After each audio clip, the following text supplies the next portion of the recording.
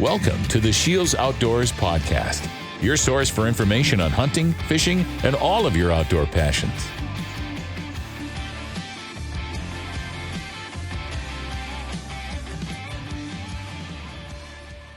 Hello, everyone, and welcome to the SCHEELS Outdoors Podcast. My name is Mike Anderson, and today we're going to be talking about outside-the-box tactics for bass fishing.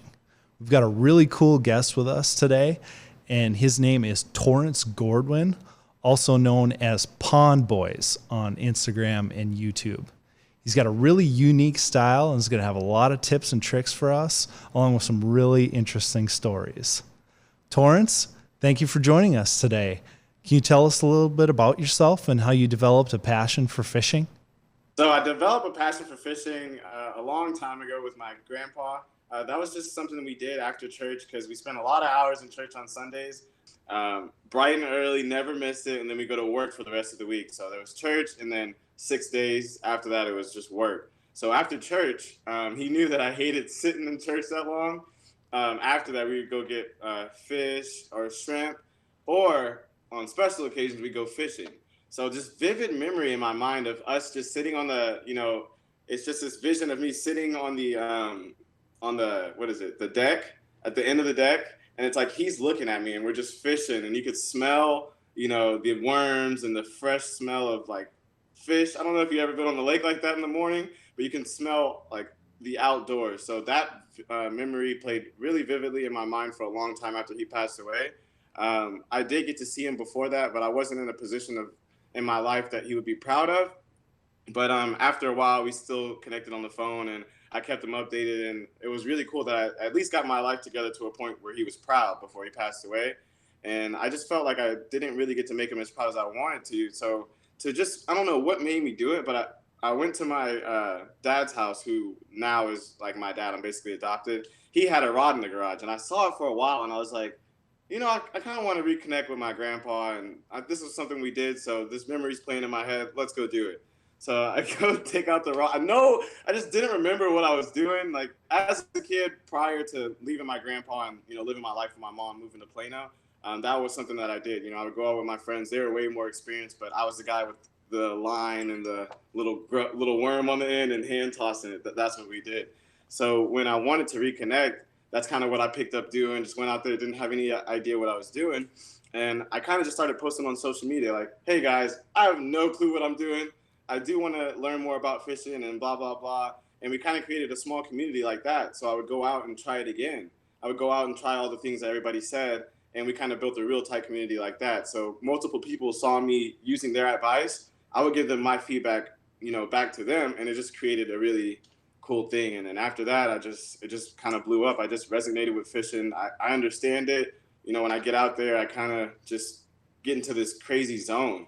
And it just started turning into this really big, passionate thing. It's just something about catching these fish that's so relieving and calm and at the same time chaotic. Yeah, absolutely. If people watch any of your Instagram stuff, especially the videos, like chaotic is a good descriptive word. I mean, you can just tell you're having so much fun out there and enjoying it. But yeah, like I said, chaotic is a pretty good descriptive word, Yeah. And speaking of chaotic and Instagram, like I'm on social media all the time with my job, so I'm seeing your stuff show up in the feed, and it looks like you had a pretty epic trip to Florida recently. Can you tell us a little bit about that? So Florida, I can't talk too much about it because we got sponsors and things like that, and we're kind of building up suspense. But the trip to Florida was it was unreal. I was invited to something very special with a lot of special people, and it wasn't supposed to be for work, but I was like, dude, y'all know how passionate I am about fishing. Like, I have to make this like somewhat about fishing. So I kind of incorporated little things with that, but most of the part it was like, just sitting back, enjoying time with family and things like that. But I can't talk too much. I wish I could. I really wish I could, but you guys are going to have to stay tuned for that. When that's that. Oh, all right. Just keep the suspense up for us. Man, yes. You're killing me. You're killing me there. Yeah. So where are we going to be able to see this stuff? It's going to be on my YouTube channel that we're trying to build up. I wish I was building my Instagram and YouTube at the same time because we've gained a lot of traction. What I thought would happen is when I build my Instagram up, it would all kind of transfer to YouTube. But oddly enough, you have a whole different audience on YouTube. So a lot of those people are new on YouTube. And they're like, what the heck? What do you like? You need to post more, man. We need to see more of this. So a lot of people aren't seeing my Instagram things, but we're going to be posting it on the Pondboyss on YouTube and then Pondboyss on Instagram. It's the same thing. Instagram has double S and then YouTube just has one S. Okay, gotcha.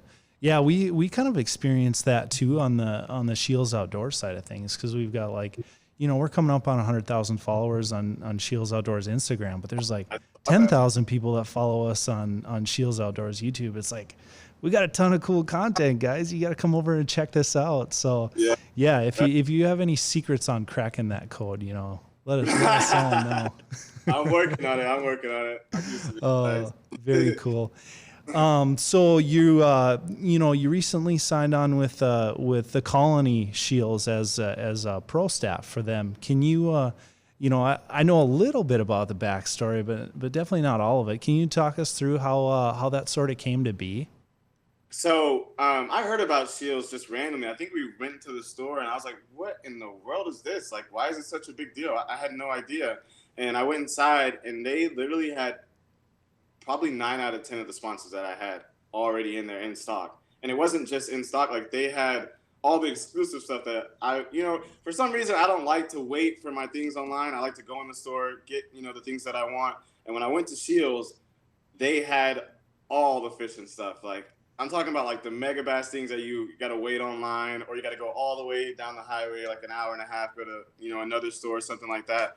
But when I went to SCHEELS, I was just mind blown about how much things that they had. And Fishing with Lone Star was working with you guys. And I was like, all right, if this guy's doing it, I should probably go check them out. So sent them a DM, prior, I made a video fishing with my friend. And I was like, hey, how about I buy you a reel or a rod and reel combo for $200, and if you can keep it under $200, then you can keep the money, or you can keep the extra money, and you can keep the combo. And he was like, for sure. So we and him have been friends for so long, so this was kind of me just paying it forward to him. But we went out and just shot this video. It was my first time going in a store shooting the video, so it was a little weird. Like I just made eye contact at everything, not really at the camera.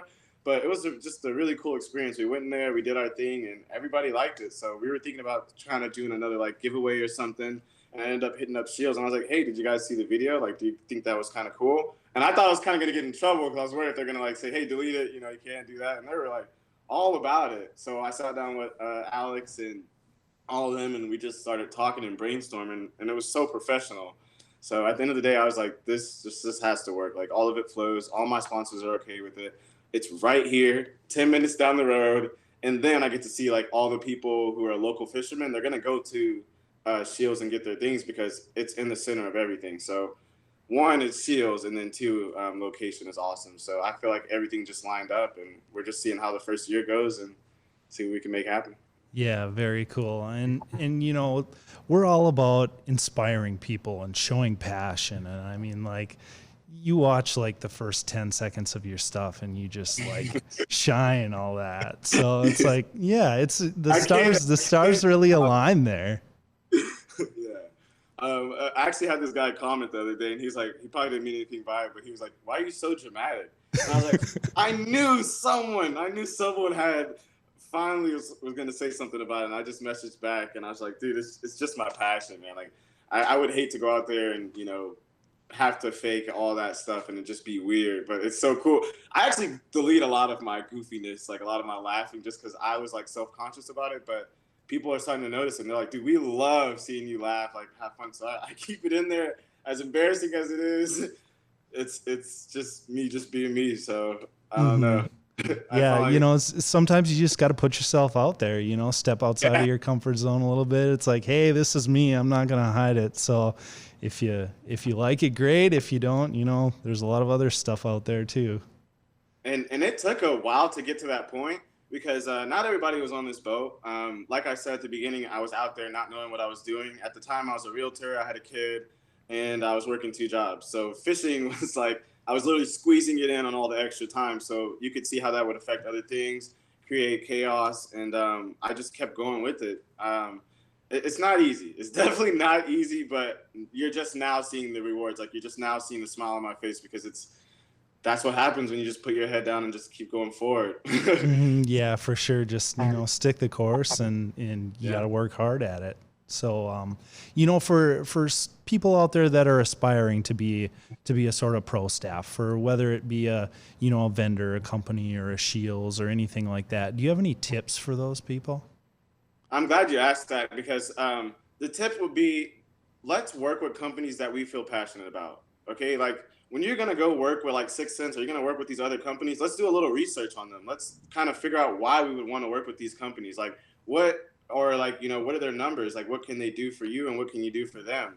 I'll see a lot of people working with companies that don't really resonate with their brand or really align with them, and then at the end of the day, it'll burn out them and the brand. So it'll cancel out. So I would say, do your research when you're want to work with these companies. Put the work in. Purchase their stuff. Don't just message them asking for a bunch of free stuff.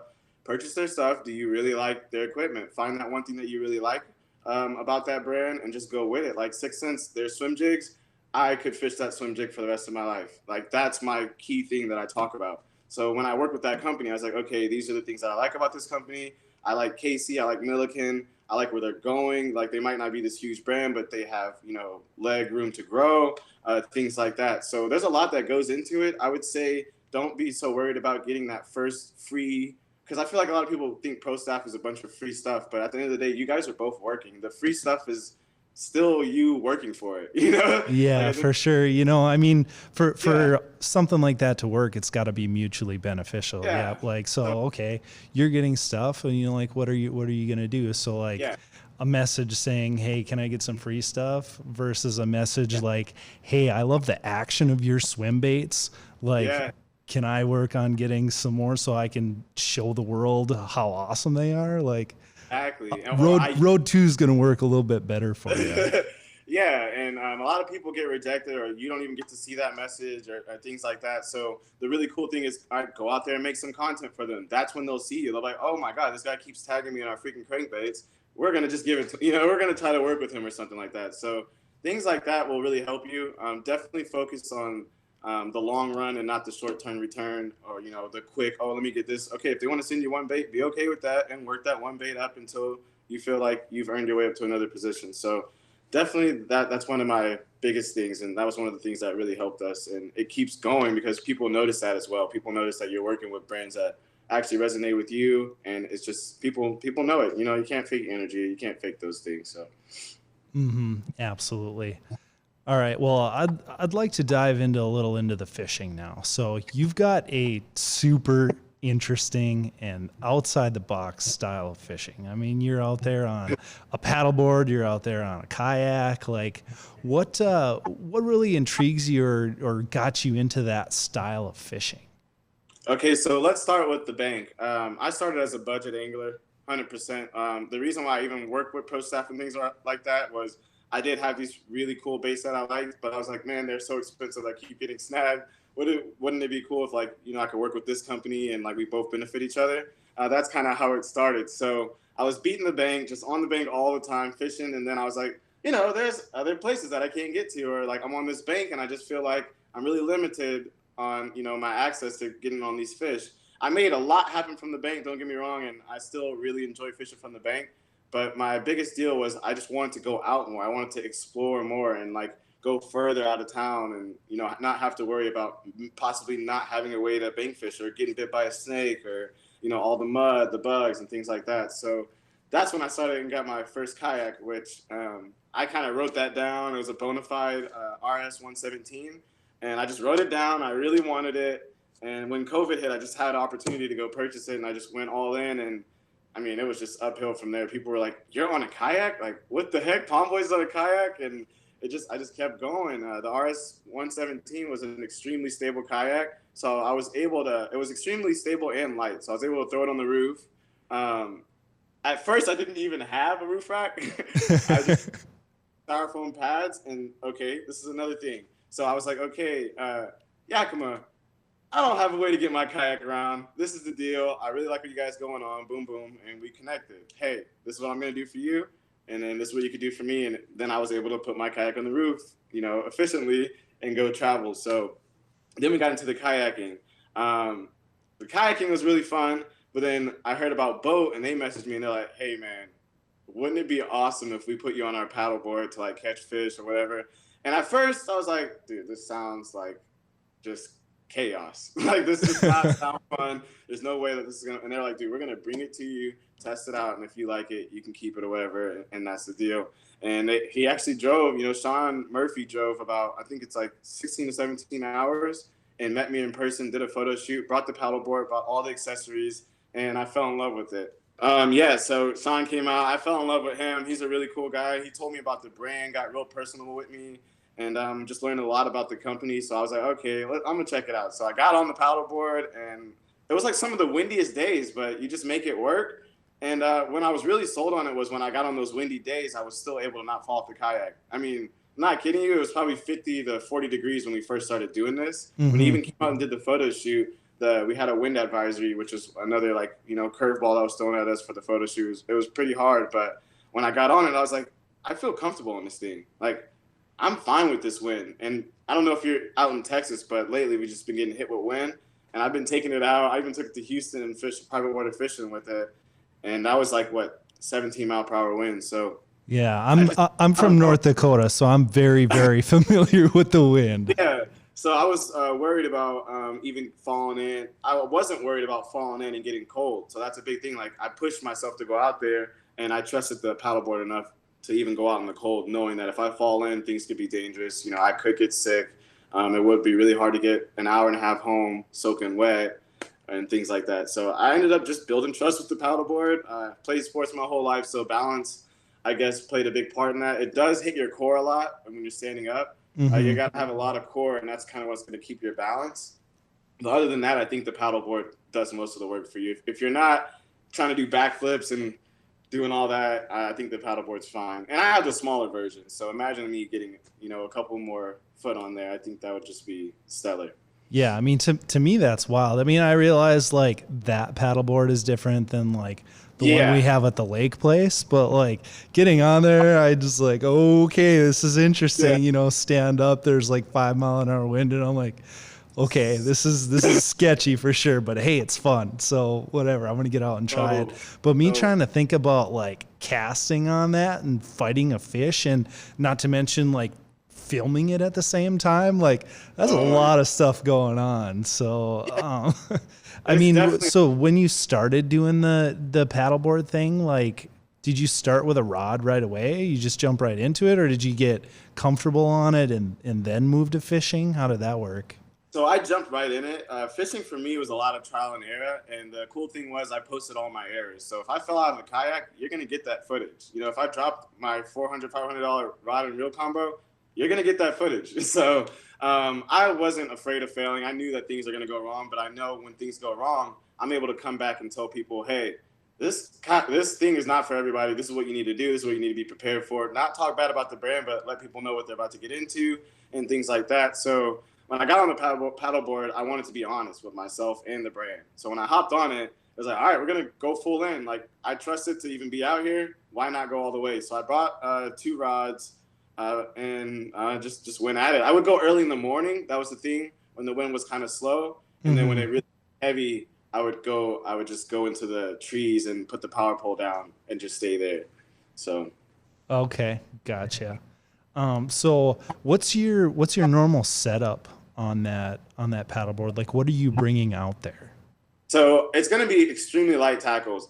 Bring things that you could lose, things like that. So if you're on a paddleboard and you get snagged, you're going to want to let that snag be there. You want to obviously get your line out of the water for other anglers, but don't, spend all your time trying to get that snag out, because once you release or something snaps, you're in the water and everything's off the paddleboard. So what's on there is a cooler. They have a cooler which acts as a seat, and the cooler's pretty deep, so I can put 2 tackle boxes in there, which is pretty much all you need. I have everything tied on. If I have a swim jig, I have 4 swim jigs. Would have 4 trailers already on them, so I don't have to mess around with everything. If I have crankbaits that I want, they have a hook keeper. So, like a little piece of styrofoam. Yep. it's called a power rack, and this is what's going to go down into the paddle board, and then it's going to hold your 2 rods, and then I'll have a rod in my hand. So when I have the rod in my hand, I'm completely free, and there's nothing in my way. So I have the extra tackle hooked on the hook caddy with the little styrofoam on there. So I'll have all my tackle like that. So I'm really limited. And then on the back, I just don't have anything. So I just go really light, honestly. I kind of figure out what the fish are going to eat that day. And if they don't, I mean, it is what it is. But I try not to bring like all my most expensive things. And even if that hook caddy is going to hold all your stuff, and it's going to be pretty stuck on there. So that's kind of what I use, and make sure you bring extra stuff as well. Yeah, for sure. So have you had instances where you've just dumped and lost everything? Yeah. So I had to go to Houston. This was a really last minute thing. I was working with my friend and private water fishing called me, and they're like, hey man, we need you in Houston. Could you make anything happen? And they were like, what are you actually doing tomorrow? And I was like, I'm actually off for the next 2 days. And they're like, all right, come to Houston. And so I packed the paddleboard. I saw the wind advisory, and I was like, we have to make this happen. Like, it doesn't matter. We're just going to figure it out. I went out there. The first day was awesome. Got all the great footage, but I was worn out from the wind because you're just paddling. Like, I'm telling you, it's an ab and arm workout, which is another benefit of getting on the water. You're working out. Like, a lot of people think fishing is just, casting like that. But when you're out there kayak fishing and you don't have that expensive gear and you're just using the paddles and using your body, first, you're really connected with the water and just the outdoors and all things like that. But you're getting a real good workout. So that was a big part as well. Sorry, I lost my train of thought. I went over to the. No, that's totally fine. We're gonna have to show this to the fitness people. Like, you want the best workout ever? Bass fishing in a stand-up paddleboard. Yeah. But I lost my train of thought on that. But that was that. Okay. No, we were talking about losing all your stuff. You were like halfway into that. So my second day on the paddleboard, that was really awesome. Had a great day on that. Was pretty sore. So when I got out the next day, I had to film another place. I had to drive to another location, wake up really early, and film at another location. So I was really worn out. I had like 3 hours of sleep, and you can even tell in the footage. It was just like, all right, guys, like today, and it was like windy. The rain was coming in. I knew it rained last night, so I knew that the footage was going to be, amazing. But I was just worn out. So it's so funny. I get all the footage. Everything was good. The fishing was pretty bad. That was a problem. I just couldn't get the content that I wanted. So I was kind of bummed out at that. And I'm about to leave. And I picked up my rod. I turned around too fast and just misstepped. So my back foot went in the water. And if your back foot goes in the water, your whole body's going to go in the water. You're in trouble. You lost that leverage there. You're going down. The night before, my phone had cracked. So, which was a bummer as well. And from that crack, my phone was in my pocket, and then the water got into the phone. So when I fell into the water, a lot of my stuff got wet because I actually had my cooler open a little bit. So the cooler got soaked, lost a good amount of gear. But the craziest part was I lost my phone. It didn't work anymore. So we're 4 hours away in the middle of nowhere. I don't even have the gate code to get out. I can't call anybody, and it's a private lake. You're by yourself. Like, it's literally made to be by yourself, no distractions. So I was like, survival mode, man. I had to luckily I bought a change of clothes. Like, thank the gods that I bought a change of clothes because it was pretty cold. So changed my clothes. I went to the I had to guess the password to the gate like 15 times until I finally remembered it. I was like, okay, so we're one step closer. So I got the gate code, closed the gate back. I drive like 10 miles. I don't even know how I found the gas station, but I was that guy at the gas station like, hey, can you help? And got a lot of rejections. But finally one guy helped me. He's like, all right, man, this is what you need to do. You need to get you like a Walmart phone and do all this. And I ended up getting a new phone. And lost a lot of gear lost a lot of footage because on my phone I would do like, side angles. Yeah. You could transfer it to your computer. So I lost a good amount of that content. And that was just a bummer. But at the end of the day, I just laughed at myself because it's like, what can you do? You could be so mad and get all infuriated, but like at the end of the day, just be like, all right, this is what we need to do. Let's keep moving forward. And at the end of the day, it all worked out. They still loved the video, and I'm still here. So hey, and you gained a really good story out of it. Yeah. Oh, really good. It's very funny. Yeah. Not at the time, but. Oh yeah, I'm sure at the time you were not a happy camper, but yeah, looking back, that's pretty cool. Mm-hmm. So, okay. So when you're doing your kayak fishing and your paddleboard fishing, is there anything you like feel that you're missing or wish you had? Let's see. So yeah, there are going to be times when you're on the paddleboard, you're like, gosh, this wind, I just wish I could get to this spot and stay here for a little bit longer, because if you have a power pole, that power pole is only going to hit a certain amount of foot of water. So there's some places that I can't really get, or some places I can't stay. So there's some times where I'm like, man, I really wish I had the other, kayak that had the motor on it and all the things like that. But then there's times when you're on the kayak with the motor and you're like, this thing is so heavy. I got to drag it around. I got to get it back on. Like, I got to do all these things rather than just getting the paddleboard, throwing it on my head, throwing it in the water, putting 2 rods in there and just getting after it. So there's always going to be something, even when you have your baller setup kayak, your baller boat, you're always going to want to find something that you can upgrade on your boat, kayak, bike. It doesn't matter. Like, I feel like that's just, especially when it comes to fishing, that you can always do a little bit better. Oh yeah, that's the nature of a fisherman. You start with a Zebco and in a hook and a worm, and then you're like, well, I could use a slip bobber, one that'll adjust, and then I could use some crankbaits, and then I could use a $10,000 bass boat and all the electronics, and it never ends. Yeah, for sure. It never does. So that's what's so great about fishing too. Like you can make it as expensive or as cheap as you want, and you still stand a chance of catching the fish of a lifetime. Yep, and that's so true, man. I never even thought of it like that. That's cool. That's very true. Mm-hmm.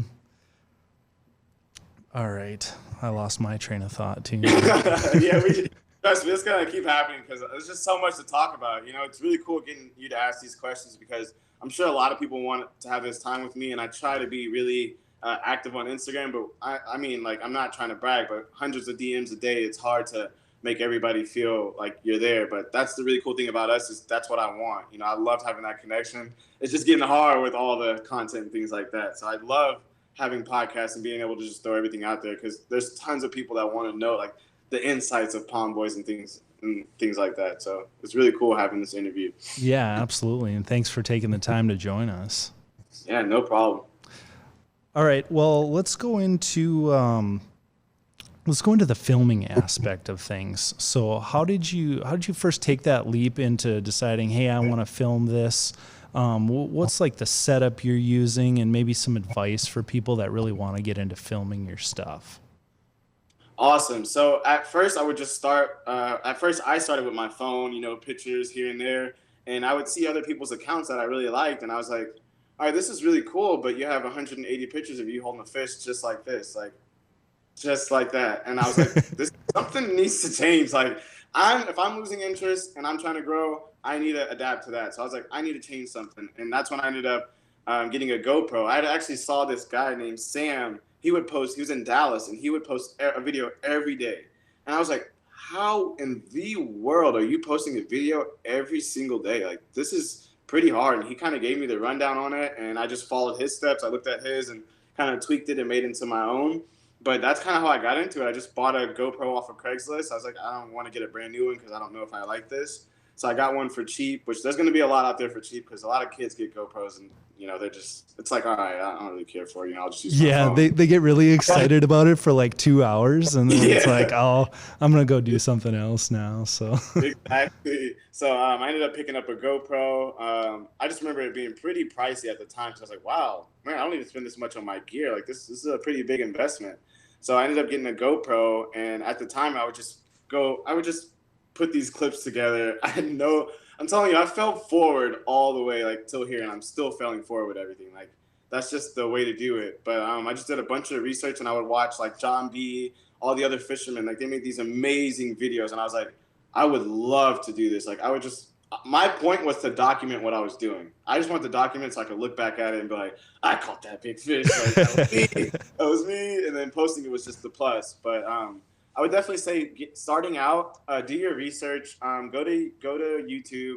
YouTube is going to get you through a lot of things. If you want to learn more about Instagram fishing and all those things, I follow Tactical Bassing on YouTube, and that's kind of how I learned the basics of fishing, because they break down every single season, and they give no excuses. They're like, it doesn't matter what the weather is, you can get a bite right now. So that's kind of the things that started my motivation. That's a side note, but definitely, I would say get a GoPro. GoPro, it doesn't matter which one it is. They're all really good. Anything from like the 3 up, you can make really good videos. All you need is HD videos, 1080p or 10 whatever is gonna go to YouTube or go to Instagram and look the same anywhere else. So you don't Mm-hmm. have to get all the expensive gear. You don't have to go crazy. I literally just now got a new GoPro. So if that tells you anything, I mean, you don't need it all. I had a 2013 MacBook as well. So you don't need the fanciest things, but the coolest thing was with the GoPro and the MacBook was everything was kind of in sync. I would Mm-hmm. have like my data on here and it would all transfer. So my iPhone, my GoPro, and my MacBook were all in sync. That's a really good way to have everything organized. But I would say just you don't have to go crazy. You don't have to go crazy expensive because when you get all that high quality stuff, then there's the learning curve. So save your time for the learning curve and just start simple. Yep, that That's what. makes a lot of sense. Yeah, because Get some extra batteries too. yeah. Oh, please, extra batteries and a external hard drive as well, because you're gonna have a lot of content. Oh, that's the worst. Once you get into a really good bite, and it's like, oh, great, my battery died. I guess I can't show any more of it now. So, I've ran into that so many times. Like I'll be turkey hunting, and I'll have my GoPro in like the decoy spread, and it's cold out that morning. The battery dies. It's like, great. Well, I guess I don't have that anymore. yeah. So Dee, dee, dee. worst. That's the worst, man. Yeah. Oh, okay. So, I mean, bass fishing's your number one thing, right? Florida for sure changed my perspective on fishing. We have a really big trip coming up very soon, next month on the 13th. I can't talk about that one yet either. Ah, jeez. Yeah, well, I don't even want to tell the location, honestly, but it's going to be, we're going to go out in tarpon and fish for some jack. I caught a jack out there on an artificial bait, which is really cool.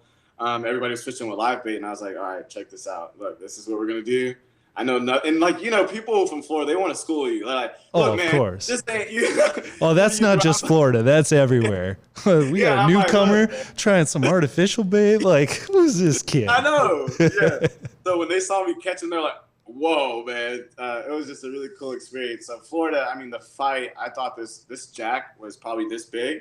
I thought it was a 10-pound, like, fish. I thought it was a massive fish, like strip and drag, the whole 10. And the view was amazing. The water just being right there up close and personal. I mean, you never know when a shark will come up and take that jack, or you never know what'll happen. So I'm definitely opening my mind to all of the outdoors, not just bass fishing. I'm going to get into camping as well because I spent a lot of my life outdoors, BMX and skateboarding, football, and it just all resonates. So I just want to kind of get back to the things that made me really happy as a kid and get more outdoors. So definitely not just bass fishing. We're going to do a lot of saltwater fishing as well. Okay, very cool. But I'm interested in some bass tactics, though. I mean, like I've seen you caught quite a few of them now, and you kind of have this whole kayak, supboard, bass fishing thing a little bit figured out. What's your favorite like types of lures to use when you're doing the kayak, supboard stuff? So out here we have an abundance of bluegill. Bluegill are going to be pretty much in every pond that you see, sunfish or anything like that, like panfish. Bass really love those, or crappie. So anything that would imitate one of those, I usually use basic colors like, green, blue, all the natural colors that you would get. I don't go too crazy on colors. But I would say let's start with a swim jig. So a swim jig, during the summer, you can move it real slow. You can pop it off the bottom and things like that. You can change the pattern of the tail without changing everything else. So you can have like the flutter one, the Magnum Menace that flutters like that, or you can have the 6th Sense paddle tail, which is just a regular paddle tail, or you could turn the paddle tail upside down. So there's multiple ways that you can use the swim jig. My advice on that was I actually was fishing this really amazing place one time, and I had no idea what I was doing. It was kind of at the beginning where I'm not gonna lie, I had like a Texas rig with a bead on it, and I was just swimming it in. I don't know why I put the bead on there, but a pro came up to me and he's like, dude, okay, these baits that you have, they're really good, but you need to stick with this bait. Stop changing all your lures around. Stick with one bait, get really good at it, and then put that bait on something else, and then branch off from that. So that's kind of what I did. Like I learned the jigs, and then I went to swim jigs, and then I went, further than that. So it's just so much to talk about. But I would start with that. Texas rig as well. Texas rig with like a little weight that would be a really good way to start. And the Cinco, those were the things that I caught a lot of fish on. So anything that imitates a bluegill or like a worm, I don't know what it is with the Cincos, but the fish just go crazy for it. So those two things right there, like swim jig and Cinco, I mean, that's going to get the job done. You don't have to overcomplicate things. Just start with things that kind of make sense to you. Yeah, absolutely. What about when you start getting a little bit more advanced, a little bit more comfortable doing your kayak and subboard fishing? Is there anything like crankbaits you move to or stuff like that? So another part of it was I did so much filming and fishing that I forgot the studying part. So I would go back to like Tactical Bass and get information from them. But mainly, I would say when you get more advanced, your line matters, like your fluorocarbon, if you're fishing braid, things like that actually start to matter. Your gear ratio matters as well. So if you're throwing a crankbait out there, you're going to want like a slower gear ratio, depending on if that's a deep diving crankbait, a shallow diving crankbait. So it gets real technical. But I could talk days about that. But I would say, sorry, what was the question again? Was it... Oh, just like, once you start getting a little bit more comfortable with the basics of fishing on one of those, like figuring out advanced tactics or, maybe how to cast farther and stuff like that. Okay, yeah. So mainly that, like, again, I would fail for it. I would go on YouTube. I would do it wrong on the water, and then I would go to YouTube and really study and try to figure out what was going on.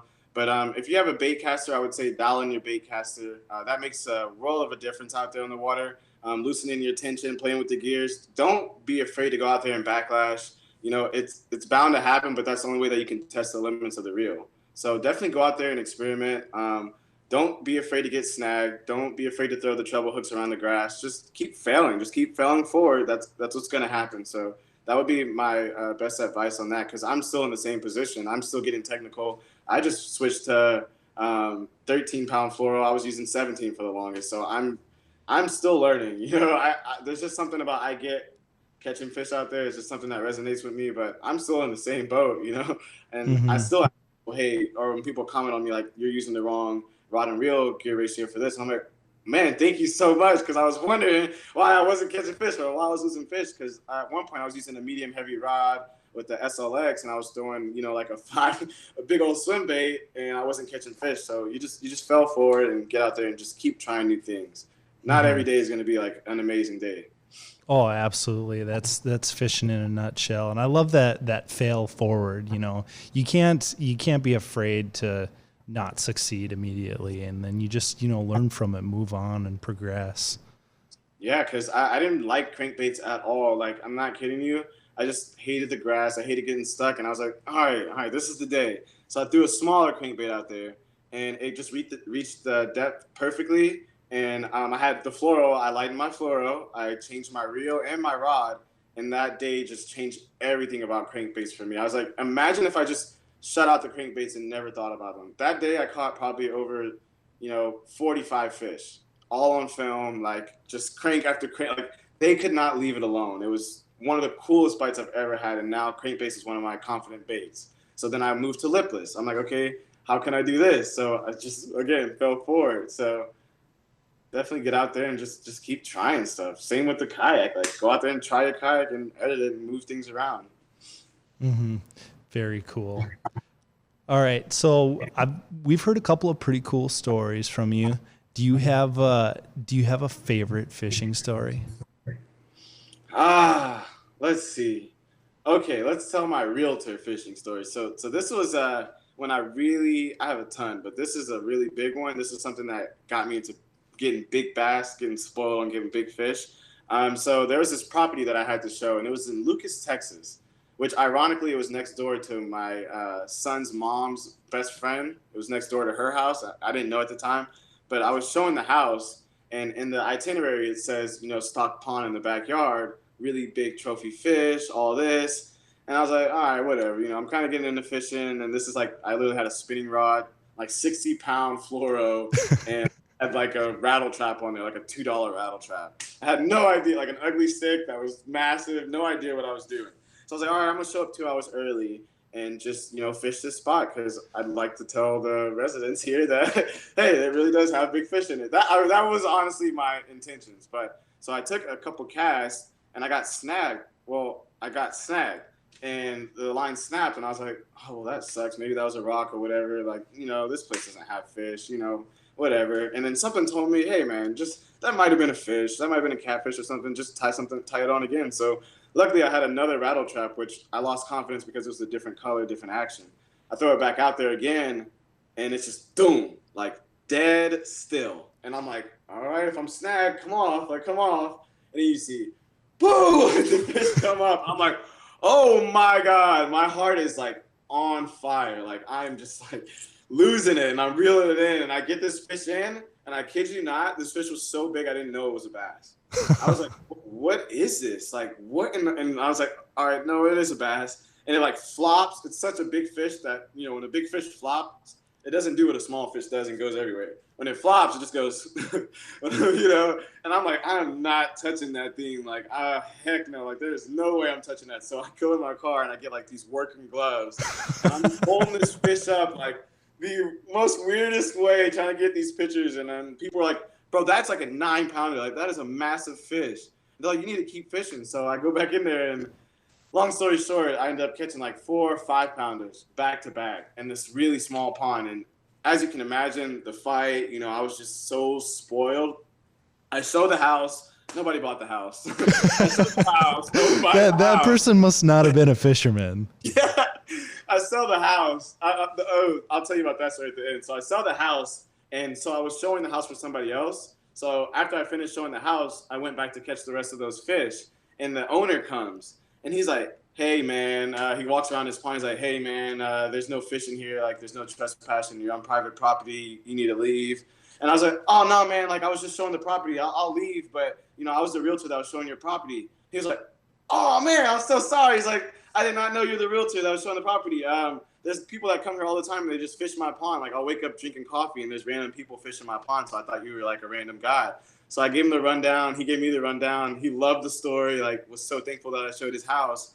And you can come back anytime. Like, I don't mind if you come back. So they ended up selling the house, and I came back again, and I knocked on the door. And I was like, look, ma'am, a lady opened the door. She has like 6 kids. And she's like, what the heck does this guy want? He's like holding these fishing poles.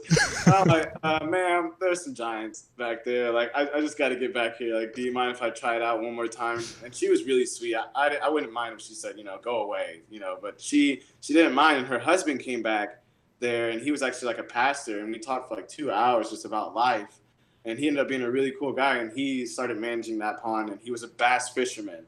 He was a real bass fisherman, and he ended up, I haven't gone back. I need to film a video going back, but he put structure around it, opened the pond up, and really made that place an awesome little spot. So that's the story that got me hooked on, like, and then after that, it's just like, I just wanted big bass. that was my target. Like, I didn't want to go out there and catch the small ones. I wanted that tug, that adrenaline, that fight, which you'll still get with small ones, but there's nothing like anything over 4 jumping at you. Oh yeah, absolutely. Just once you get that big bite, then you're hooked. You're hooked. That's such a great story. Like I can almost guarantee you that no one else has even close to similar story. Like, hey, how did you get into big bass fishing? Well, I was this realtor, and wanted to kick me out of this place because they thought I was, trespassing and getting into this pond. Like, he was full on like, do this again. You can tell he's like, buffing up. All right, man, this guy wants to fight. Yeah, it's like, dude, I'm good. Like, I will leave. I didn't even want, and there were snakes going around, and that's another thing he was worried about, like the snakes. I was so, like, I don't have a big fear with snakes, but like nobody really wants to go head to head with a poisonous snake, especially if you're not educated. So there were snakes around, and that was what he was worried about too. But the craziest thing was I wanted to catch those fish so bad that I was willing to hang around these snakes and catch them. I was looking back, looking at my feet, still casting. So I don't know. It's just crazy even telling the story right now that there was still that kind of passion with fishing. Very, very cool. So yeah, I mean, it's so easy to tell just the passion you have for fishing. So, for people that want to, stay in touch, check out all your content, like how do they get a hold of you? How do they watch your stuff? I would say definitely Instagram. YouTube, I'm still working on. You got to kind of think about it. If you just zoom out, I have a life, I have a kid like that. So then there's editing, and then there's sponsorships. There's things that I have to, really do. So it's hard to get back to my messages, but I answer every single one of them, and that won't change. So definitely shoot me a DM. Reply to my stories if I didn't reply to one of your DMs. That really helps if, you keep replying, and I'll look up and see that, oh, I missed a lot of your messages, so sorry, and I'll get back to them like that. But definitely keep hitting me up on Instagram. Not sending me thousands, but if you really want to talk, send me one when I'm out during the day or, later on in the day. That'll be the best time. Pondboyss on Instagram, and then on YouTube, Pondboyss as well. I'm still working on getting back to those comments, but just bear with me. We're just full forward. All right. Great to hear. So, all right. Well, thank you so much for your time. And, it's been a fun session, man. I've laughed quite a bit on this one. It's just, you definitely have a unique style, but you really make it your own. So it's fun to watch, and it's fun to see what you're going to have coming up in the future. Thank you, man. I really appreciate that. And thank you guys for having me. Really glad to be a part of the team. And I hope that this helps a lot of people along the way. Mm-hmm. Absolutely. Well, good luck. Thank you, man. You just heard our conversation with Tarrence Gordwin, a.k.a. Pondboyss, on bass fishing tactics on the kayak and stand-up paddleboard. He's quite the character. You can see more from him on his YouTube, Instagram channels, and also content on the Colony SCHEELS Facebook and Instagram pages. If you're in need of any equipment in this stuff, make sure to head to your local SCHEELS or check out scheels.com for all your needs. And with that, we want to thank you for listening and see you next time.